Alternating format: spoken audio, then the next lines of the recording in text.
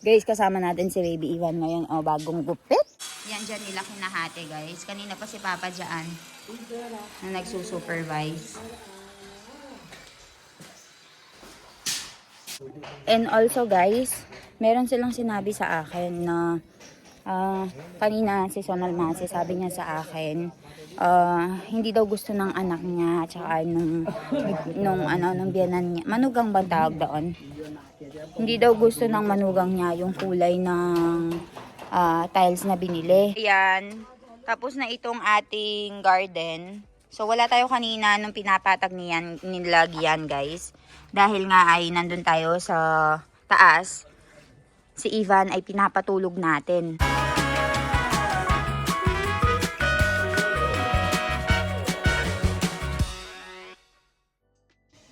Guys, tignan niyo naman yung anak ko dito. Mag-isa siyang naglalaro sa labas.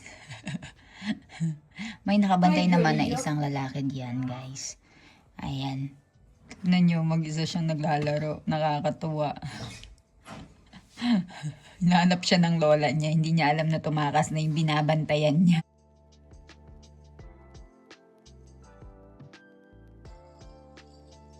Guys, so ayan, magpapagupit na si Baby Ivan kasi yung buhok ni Baby Ivan ay sobrang haba na. So nagpunta tayo dito sa may L'Oreal. Ayan, samahan nyo kami, pagupitan natin. And kasama ko ngayon si VD and Hia together with Milan para hawakan nila si Baby Ivan, guys. Kailangan nilang hawakan si Ivan dahil, ay naku po, makulit na to, ay nakakaintindi na. Hindi tulad nung bata siya. Baka mangiyak-ngiyak, matakot. Let's go. Doc Milan straight from duty. There's VD Foy and Hia. Let's go. Pasok tayo sa loob. See, ganito yung store dito. Baby, mate. Barka pa. Thai na? Okay.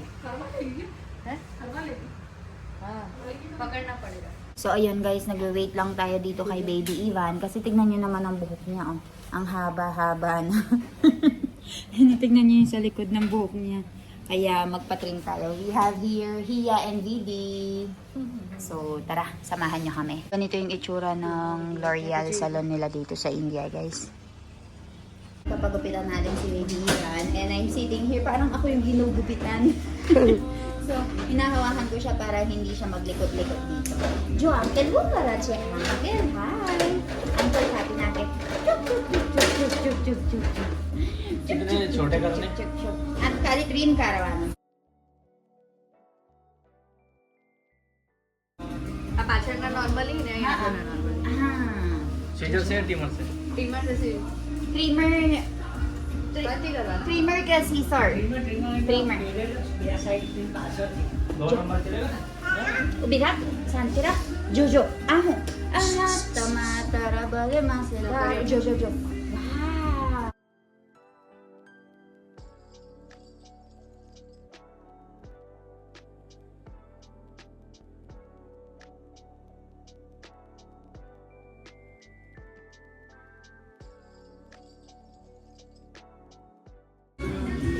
Guys, so para maano siya, para maging relax siya and calm, pinapanood namin siya ng cartoon niya. For now lang. Kasi maglilikod siya baka masugatan.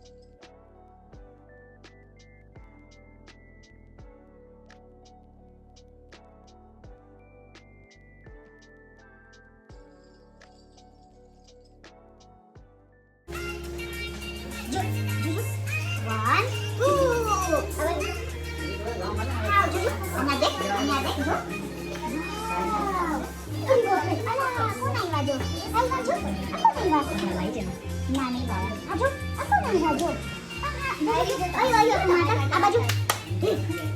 Abaju.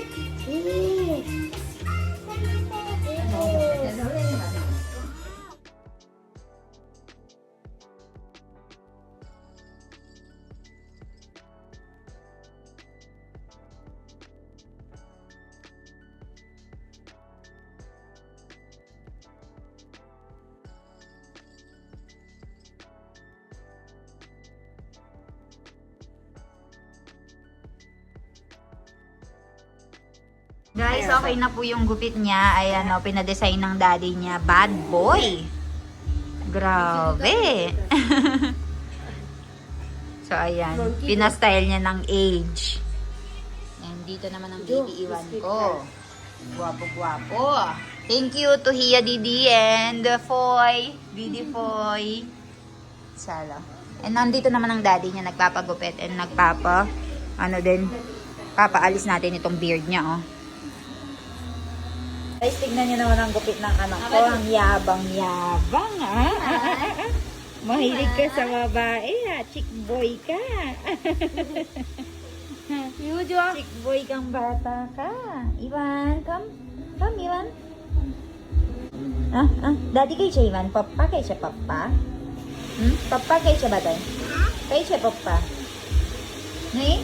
Papa na hi? Daddy na hi? Papa? Very good.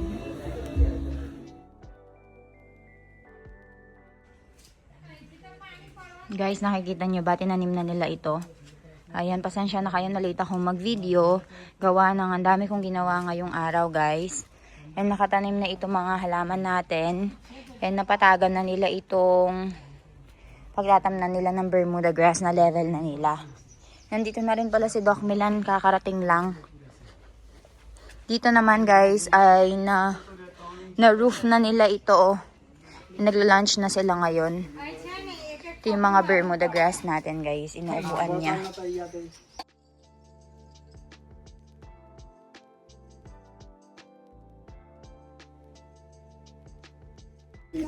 Guys, ang dami ng changes, diba? So, alauna pa lang ngayon ng hapon and ngayon ko lang in-start yung vlog natin. And, kanina nakikita-kita ko na silang naglilinis-linis dito. Pero binabantayan ko kasi si Baby Iwan. Wala yung binan ko. Dahil nga sabi ko sa inyo, ang daming mga kasalan na nangyayari ngayon dito sa lugar namin. So, dahil may mga kasal, kailangan nila magluto ng iba't ibang mga snacks. So, dahil may baby kaming maliit, ako yung nagbabantay kay Baby Iwan. Tapos, si Mommy yung representative na magtulong-tulong ba sa ibang lugar. Since may mas nakakaalam siya. And dito, kailangan ako magstay sa bahay. Tapos ako makakapag-edit ako, makakapag-video ako. So, ayun, distributed ang trabaho natin. Ngayon, after kumain ni Milan, try natin pumunta doon sa bahay ni Sonal Masi. Para makita natin if tapos na yung pagtatiles doon sa bahay niya and nakat na ba nila yung mga side and naputol na and install na. So, ayun, balitaan ko kayo.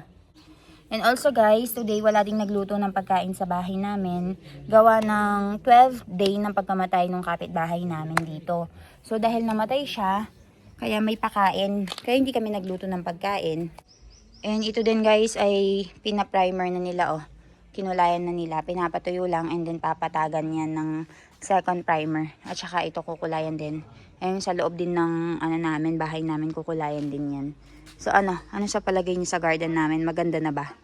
Mas gaganda pa yan kapag meron ng Bermuda grass, guys. Guys, kasama natin si Baby Iwan ngayon. Oh, bagong gupit. So, titignan natin itong ginagawang tile sa bahay ni Sonal Masi. Papakita ko sa inyo. Yan, oh, kasama natin si Baby Iwan dahil walang magbabantay sa kanya. Ayun. Iwan, Didi. Iwan, Didi. Ayan yung asawa. Nakatulog dyan. Nandito naman si Iba, tinitignan, oh. So,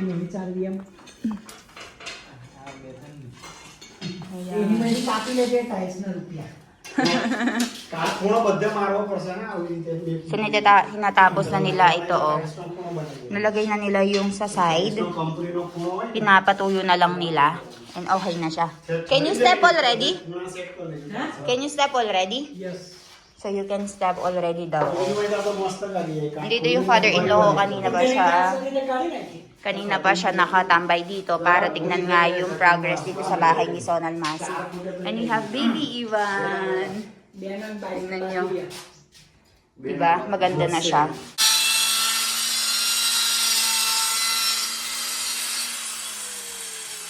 Yan dyan nila kinahati guys. Kanina pa si Papa dyan na nagsusupervise.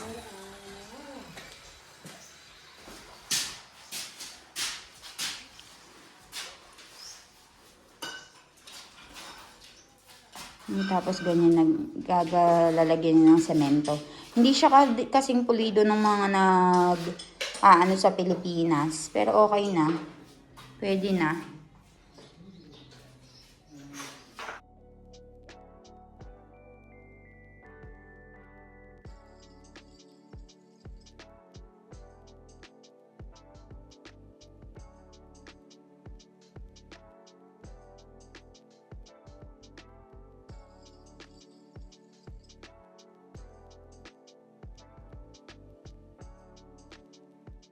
No, Ivan. Sonal masin ger visit karat tu, he? Sonal masi kai छे? हैं? kai छे sonal masi? किधर गया? हैं? Ramesh kaga? Marang magya. Okay. So, wala daw si Sonal Masi ngayon kasi may namatay. So, pumunta siya doon para i-visit yung namatay. And magbigay ng respect. So, ayan. Paalis na si Milan, guys. Kailangan niya pumunta ng hospital. Gawa ng yung lolo namin ay may problema na naman. Kaya, mabilisan lang kaming pumunta dito. This is not possible, guys, kung wala yung biyanan kong lalaki. Siya yung laging nag-oversee nitong yung construction dito sa bahay ni Sonal Masi. Ayan yung apo ni Sonal Masi, oh. And also, guys, meron silang sinabi sa akin na kanina si Sonal Masi, sabi niya sa akin, hindi daw gusto ng anak niya at saka nung biyanan niya. Manugang ba tawag doon? Hindi daw gusto ng manugang niya yung kulay ng tiles na binili. Si Sonal Masi gustong gusto naman niya yung kulay. Sabi ko sa kanya, huwag mo silang pakinggan dahil bahay mo yan. Kung ano yung gusto mo, yun yung masusunod. Gusto pala ng manugang niya at saka ng anak niya ay ibang kulay daw. Hindi daw puti kasi dumihin kasi sila yung bahay nila, guys, ay medyo madumi. Hindi nga sila naglalampaso. So, papakita ko sa inyo. Ayan sila. Ayan yung bahay nila, oh. Hindi sila naglalampaso kaya akala siguro nila si Sonal Masi ay hindi ma-maintain yung kaputian ng tiles. Pero malinis sa bahay si Sonal Masi, guys. And nandito yung anak na lalaki. Tsaka yung manugang. Ivo! Ivo! Hi! Hi, hi, hi! Jo, baya. Baya kay siya, baya. Baya, Jo. Baya kay siya, baya. Ayo, baya. Achard siya, baya. So, ayan. Si Papa ay nagbibigay ng instruction sa anak na Sonal Masi kung ano ba yung gagawin. Ayan yung manugang ni Sonal Masi. Nandyan yung anak. Ayan.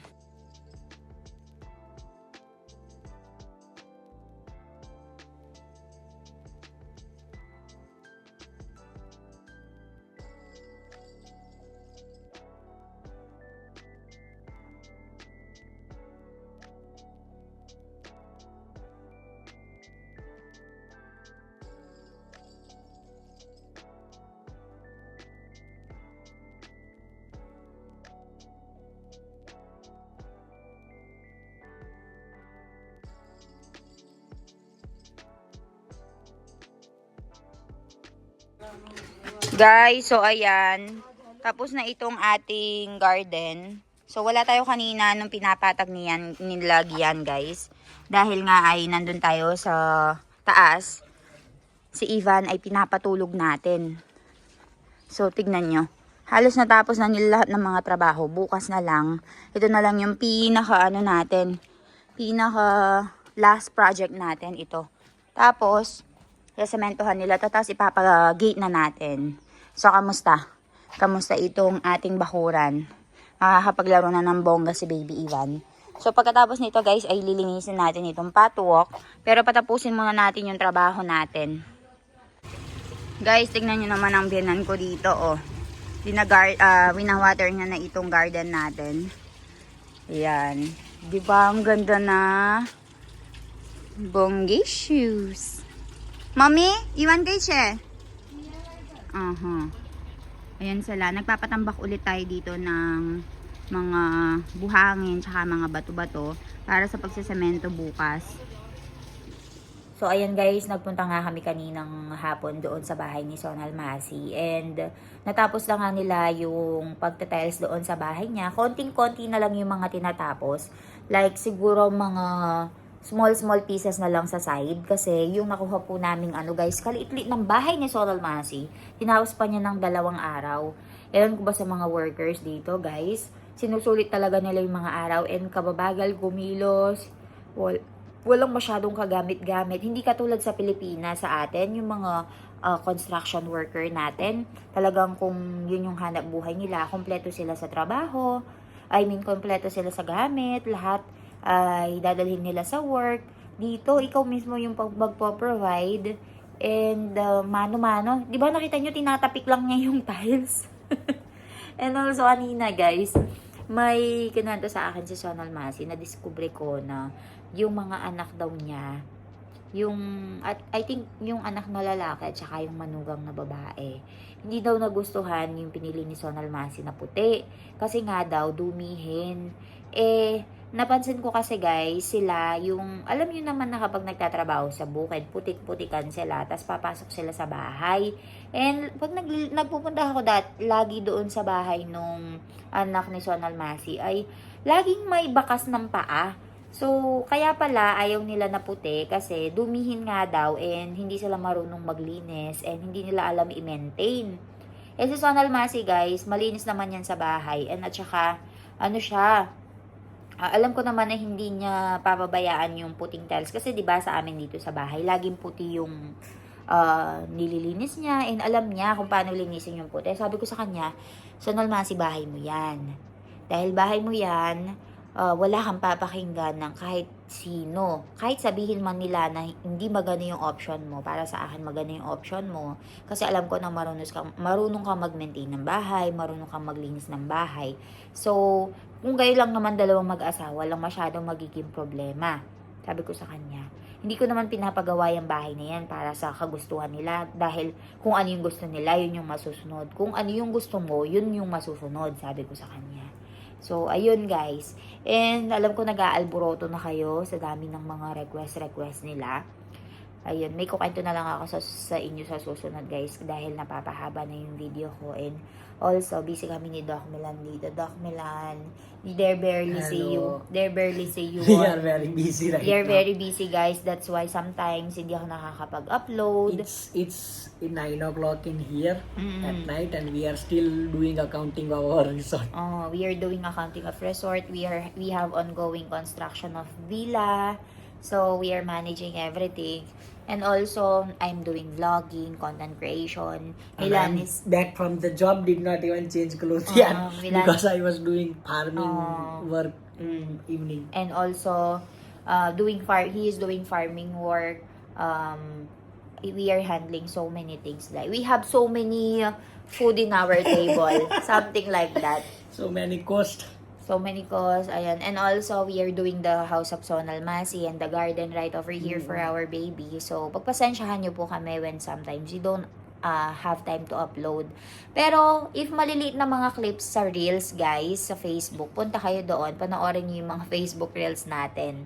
And also, hindi na ako nakakapag-voice over kasi kulang na po talaga ako sa time. Kung pwede ko lang kontian yung tulog ko, tapos magvo-voice over ako or talagang a-update ko kayo. Doon nga sa Gujarati vlogs ko guys, hindi na ako nakakapag-upload kasi very limited po talaga ako sa oras. Pero still, I will try my best to update you po. And tignan natin, baka mabisi din tayo sa private villa na pinapagawa natin. So, sana wag kayong umalis kahit na mabisi kami. And maghintay pa rin kayo sa mga new uploads namin. So, ayan. I'll see you all tomorrow po. Salamat!